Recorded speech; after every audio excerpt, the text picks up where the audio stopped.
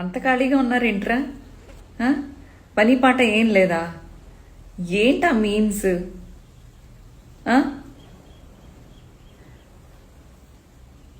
మొన్నటిదాకా బీచ్లో బట్టలు ఉడదీసేసి తిరిగేస్తాను అని చెప్పేసి ఫేక్ ప్రచారాలు చేశారు. ఎక్కడా నేను నా అఫీషియల్ పేజ్లో అలాంటి మాటలు నేను మాట్లాడలేదు.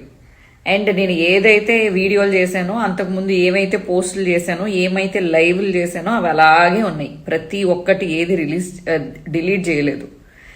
అండ్ ఇప్పుడు ఆ బీచ్ వీడియో పక్కన పాడేస్తే, అసలు సారీ, బీచ్లో బట్టలు తీస్తాను అనేది పక్కన పాడేస్తే, ఇప్పుడు మళ్ళీ ఇంకొకటి నా మీదే.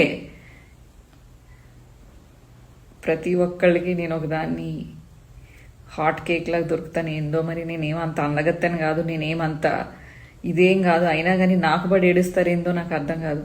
ఇప్పుడు బైరెడ్డి సిద్ధార్థ్ రెడ్డి గురించి అనవసరంగా ఫేక్ ప్రచారాలు మొదలుపెట్టారు. ఆ అబ్బాయి నేను ఏదో రిలేషన్షిప్లో ఉన్నాము అని చెప్పి, నేనేదో సరదాకి ఎప్పుడైనా బైరెడ్డి బాగుంటాడు, బైరెడ్డి లాంటి మొగుడు వస్తే బాగుంటుంది అలాంటి మాటలు మాట్లాడాను. కానీ నిజంగా నేను ఎప్పుడు బైరెడ్డిని చూడటం కానీ, బైరెడ్డితో ఫోన్లో మాట్లాడటం కానీ, లేకపోతే బైరెడ్డి ఎక్కడ ఉంటాడని కానీ నాకు అసలు తెలీదు. ఇప్పుడు నా జీవితం గురించి నాకేమి భయం లేదు, లేకపోతే బాధ లేదు, లేకపోతే ఫ్యూచర్లో అయ్యి బాబోయ్ ఇలాంటివి ఏమైనా వస్తే నాకేమైనా పెళ్లి కాదో అలాంటి భయాలు కూడా నాకేమీ లేవు.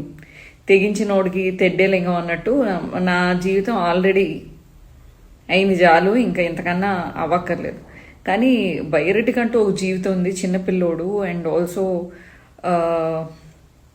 రాజకీయంగా ఇప్పుడిప్పుడే ఎదుగుతున్న పిల్లోడు. అనవసరంగా నేను కొన్ని రోజులు వీడియోలకి దూరంగా ఉండటానికి చాలా చాలా రీజన్స్ ఉన్నాయి.